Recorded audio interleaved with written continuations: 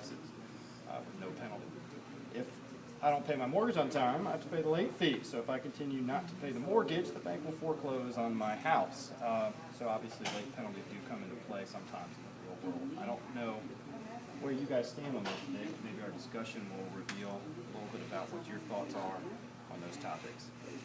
What we have is two different scenarios or thoughts that I'd like to go through in a second. But first I want to kind of pass this out too. We want to make sure that our discussion is productive. And so what I've kind of devised is a way that everyone will get an opportunity to speak at some point and share their thoughts. So when we go, I'm going to take a volunteer for the first one, somebody that feels passionate about that topic. Because he didn't need to for the conversation. Share whatever you do happens in your classroom.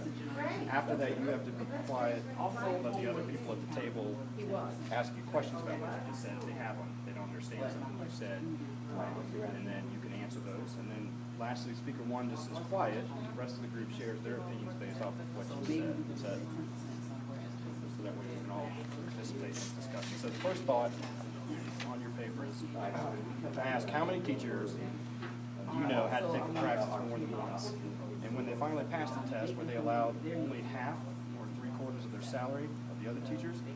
How many people fail the driving test, the DMV, for the first time, and when they pass, are they only allowed to drive in the right lane at 35 miles per hour? Do they have reduced privileges? I think you get the point that thought's probably trying to make. But what I want to know is under what circumstances in your classrooms do you allow students to retake assessments or redo assignments? Do you award full credit for them? And why or why not? So we'd like somebody that does that. You guys feel passionately more talk. Okay, I'll talk. So I let my students retake and redo whatever they want to retake and redo. I say if you do poorly on something, that first of all I won't give them lower than a 50. Even if they get like a 20% on a quiz, I'm just going to put a 50 in the grade book. But I'll let them retake and redo whatever they want to do. The thing is, they have to show that initiative. I don't say on every other Tuesday or every other Thursday I'm going to do retakes for this quiz or redos for this essay or whatever. Especially with things like essays. You know, as an English teacher, essays need one-on-one help. If you're really struggling, you can't just have all, listening with a group of people. You need one-on-one. So I'll let them do whatever they want, but my only issue with that is that my students very rarely show the initiative. And they know that it's offered, and me, myself, and my co-teacher remind them all the time, if you're not happy with this, come see either one of us. There's two of us, we'll let you do it again. And our kids don't take advantage of that opportunity. And I'll let them do it, and I'll give them full credit. I won't take off points for lateness, for a test or whatever. I will be completely willing to do that, but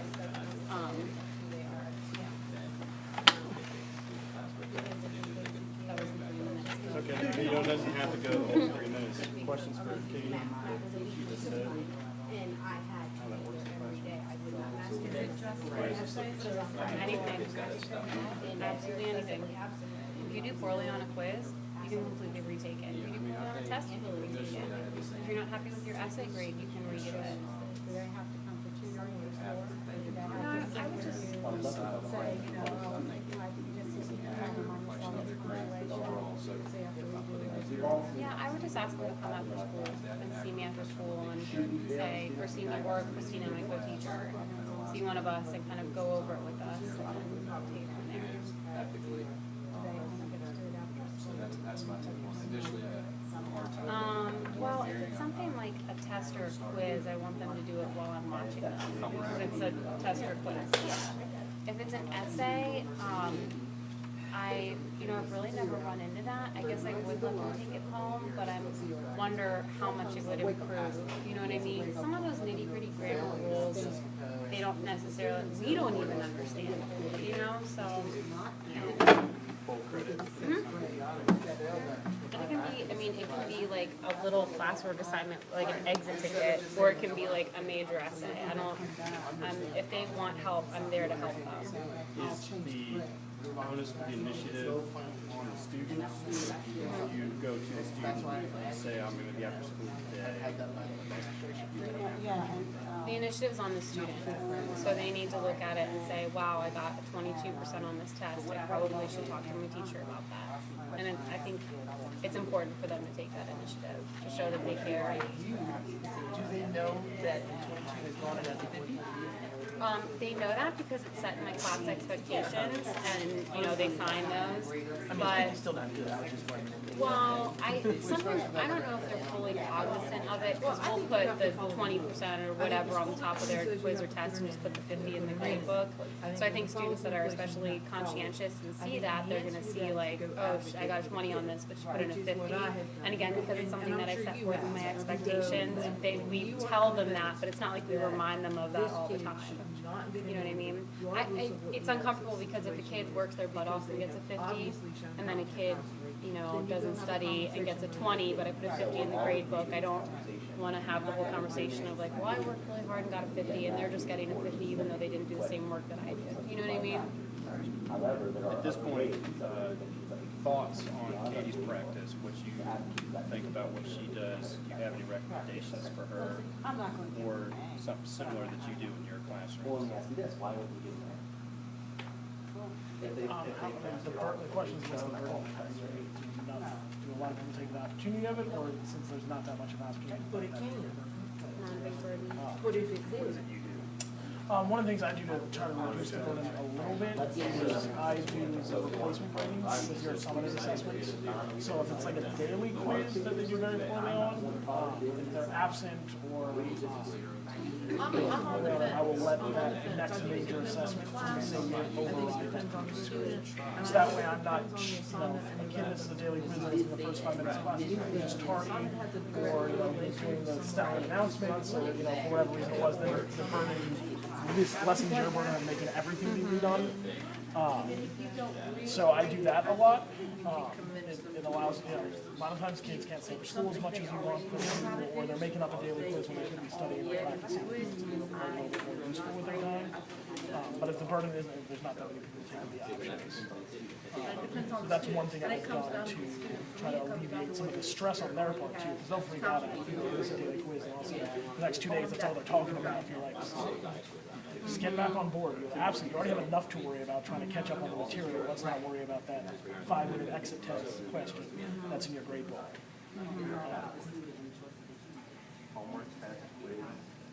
Chris?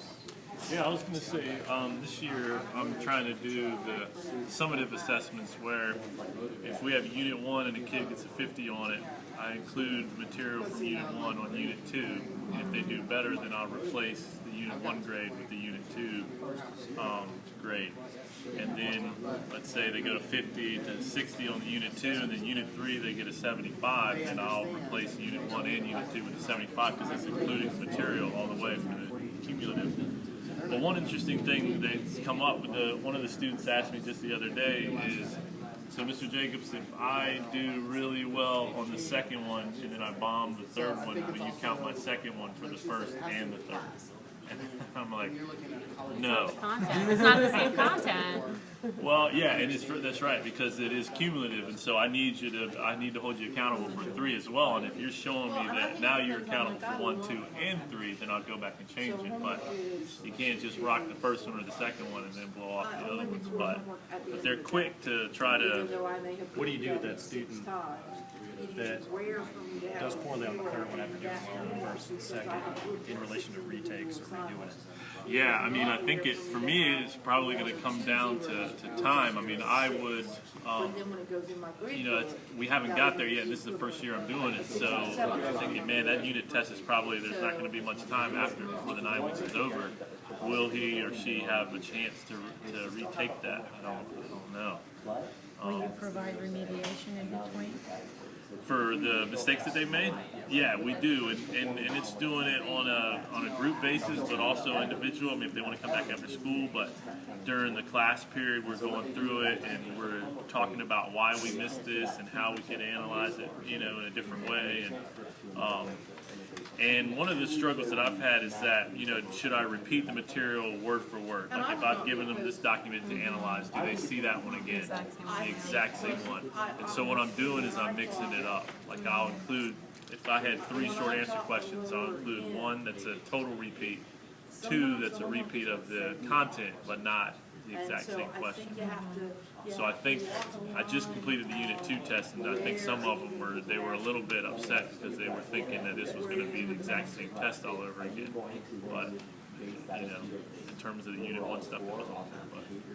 But That's something that Rick Wormley talks about, is you can change the assignment. It's not intended to be, if you just get as many cracks of the same test over and over again until eventually you score a higher grade. Is that what you're talking about? yeah, does he do that, or does he talks change about it up? change it up. He talks change it up, yeah.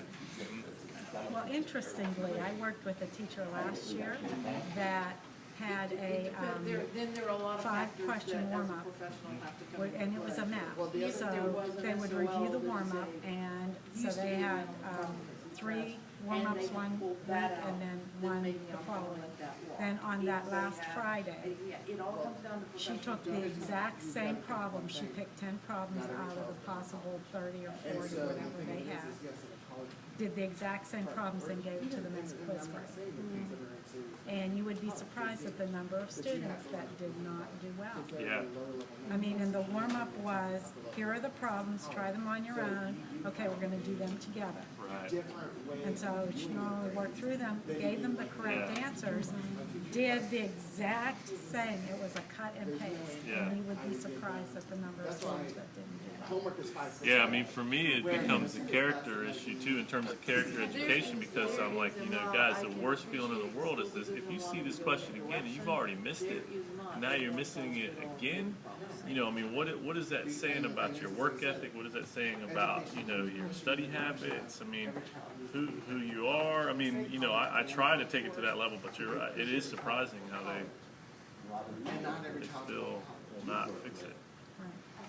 Just to stay on track, I'd like to get some thoughts on the second part of this as well. So this is a little bit different topic. I don't know how people feel about late work in relation to retakes, but ask how many teachers have ever turned in their classroom expectations, their grades, or other forms requested by the administration late. When they did, were they reprimanded with a letter in their personnel file, or were they suspended without pay? The question is, what is your stance on allowing students to turn work in late? Do you award full credit or partial credit? What limitations do you place on students turning work in late?